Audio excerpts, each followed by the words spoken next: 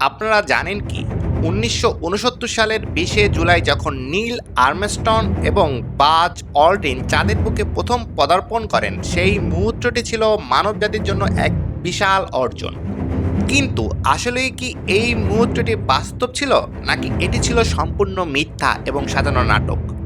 প্রথমত, চাঁদে পদার্পণের ঘটনাটি মানুষের মনে এত বড় প্রভাব ফেলেছিল যে সারা বিশ্বই যেন আমেরিকার প্রযুক্তিগত শ্রেষ্ঠত্বকে মেনে নিয়েছিল। কিন্তু তখন থেকেই শুরু হয়েছিল কিছু সন্দেহ এবং বিতর্ক।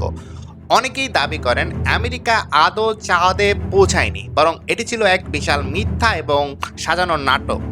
এই ষড়যন্ত্রের পেছনে থাকা যুক্তিগুলো এতই জোরালো ছিল যে আজও এটি নিয়ে গবেষণা এবং বিতর্ক চলমান রয়েছে। চলুন আজ আমরা সেই সব যুক্তি এবং ষড়যন্ত্র তত্ত্বগুলো নিয়ে আলোচনা করি।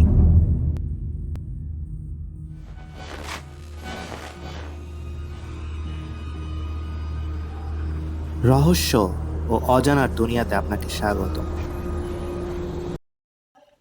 একটি বিশাল প্রশ্ন উঠে আসে সেই ভিডিওতে, যে ভিডিওতে দেখা যায় নীল আর্মস্ট্রং যখন চাঁদে মার্কিন যুক্তরাষ্ট্রের পতাকা উড়িয়েছিলেন। অনেকেই বলেন চাঁদে কোনো বাতাস নেই, সেখানে কোনো বায়ুমণ্ডল নেই, তাহলে পতাকাটি নড়ছিল কিভাবে? পতাকাটি যদি শূন্য স্থানে স্থাপন করা হয় তবে সেটি স্থির থাকার কথা, নড়ার কথা নয়। ষড়যন্ত্রকারী বলেন এই ভিডিওটি আসলে পৃথিবীতে ধারণ করা হয়েছিল এবং একটি বাতাসপূর্ণ স্থানে এটি ছিল বিধায়ী পতাকাটি নড়ছিল। তবে নাসার পক্ষ থেকে এই প্রশ্নের উত্তর দেওয়া হয়েছে। তারা বলেন পতাকাটি স্থাপনের সময় নিচের দিক থেকে ধাক্কা খাওয়ার কারণে সেটি নড়ছিল এবং সেটি কিছুক্ষণ সময় নিয়ে স্থির হয়। তাছাড়া পতাকাটি স্থির থাকার জন্য সেটির উপরে একটি দণ্ড স্থাপন করা হয়েছিল, যেটি পতাকাটিকে কিছুটা ভাঁজ করেও রাখে। কিন্তু ষড়যন্ত্রকারীরা এই ব্যাখ্যাটি পুরোপুরি গ্রহণ করেননি। আরেকটি বড় প্রশ্ন, চাঁদে তোলা ছবিগুলোর ছায়ার অস্বাভাবিকতা। বেশ কিছু ছবিতে দেখা যায় ছায়াগুলো ভিন্ন ভিন্ন দিকে পড়েছে। সাধারণত একক আলোর উৎসের কারণে সব ছায়া একই দিকে পড়ার কথা, তাহলে কেন চাঁদের ছবিতে ছায়াগুলো বিভিন্ন দিকে রয়েছে? এই প্রশ্নের উত্তরে বলা হয় যে চাঁদের অমসৃণ পৃষ্ঠের কারণে ছায়াগুলো বিভিন্ন দিকে পড়েছে। তাছাড়া সূর্যের আলোর প্রতিফলন হয়ে চাঁদের মাটি এবং মহাকাশযানের মাধ্যমে ছায়ার দিক পরিবর্তন হতে পারে, বা মহাকাশযানের আলোর কারণে। তবে ষড়যন্ত্র তত্ত্ব অনুসারীরা মনে করেন এই আলোর একাধিক উৎস হচ্ছে স্টুডিওর আলো, কারণ এটি পৃথিবীতে ধারণ করা একটি ভিডিও। একটি অত্যন্ত জনপ্রিয় ষড়যন্ত্র তত্ত্ব হলো অ্যাপোলো 11 যখন চাঁদে অবতরণ করেন, ওই ভিডিওতে আকাশে কোনো তারা দেখা যায়নি। তত্ত্বকারীরা প্রশ্ন করেন মহাশূন্যে এত তারা থাকা সত্ত্বেও কেন চাঁদের মাটিতে দাঁড়িয়ে তারা দেখা যাচ্ছিল না। নাসার পক্ষ থেকে বলা হয় ক্যামেরার এক্সপোজার এবং উজ্জ্বলতার কারণে তারা দৃশ্যমান হয়নি।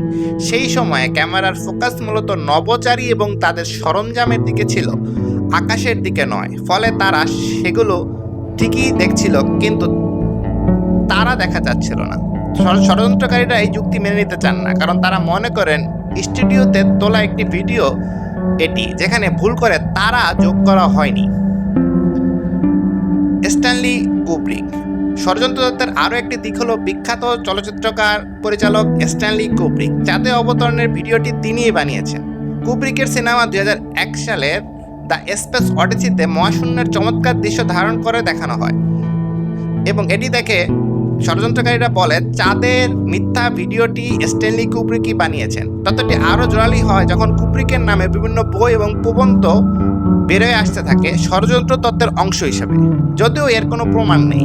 ষড়যন্ত্রকারীরা দাবি করেন যে কুব্রিক এই গোপন প্রকল্পের অংশ হতে বাধ্য হয়েছিলেন। কুব্রিক নিজেও কখনো এই দাবির সত্যতা স্বীকার করেননি, কিন্তু তত্ত্বটি বেশ জনপ্রিয়। ষড়যন্ত্র তত্ত্বকারীরা আরও দাবি করেন যে যদি চাঁদে যাওয়া এত সহজ এবং সফল হয়, তাহলে কেন পরবর্তী মিশনগুলো বাতিল করা হয়েছিল? চাঁদে আরও গবেষণা এবং অনুসন্ধানের সুযোগ ছিল, তবুও নাসা কেন এগুলো থামিয়ে দেয়? তত্ত্বকারীরা মনে করেন চাঁদে আসলে কোনো অভিযান হয়নি, যা হয়েছে তা ছিল একটি প্রোপাগান্ডা, যা সোভিয়েত ইউনিয়নের সঙ্গে মহাকাশ প্রতিযোগিতায় জয়ী হওয়ার জন্য বানানো হয়েছিল। আর চাঁদে আর কখনো যাওয়া সম্ভব হয়নি, কারণ পুরো ঘটনাটি ছিল সম্পূর্ণ মিথ্যা। এসব ষড়যন্ত্র তত্ত্ব থাকা সত্ত্বেও নাসা এবং বিজ্ঞানীরা সবসময় বলেন যে চাঁদে অবতরণের ঘটনা সম্পূর্ণ সত্য। তারা বলে যদি এই অভিযান মিথ্যা হতো তাহলে এতগুলো প্রমাণ কিভাবে দেখানো সম্ভব হতো। নাসার সংগ্রহে থাকা হাজারো ছবি, ভিডিও এবং চাঁদের মাটি ও শিলাগুলো কিভাবে সংগ্রহ করা হয়েছে। তাছাড়া এই অভিযানের সময় হাজারো মানুষ এটি প্রত্যক্ষ করেছে। বিভিন্ন রাডার এবং টেলিস্কোপ ব্যবহার করে পৃথিবী থেকে মহাকাশযানের গতিবিধি পর্যবেক্ষণ করা হয়েছে। এগুলো কিভাবে মিথ্যা হতে পারে?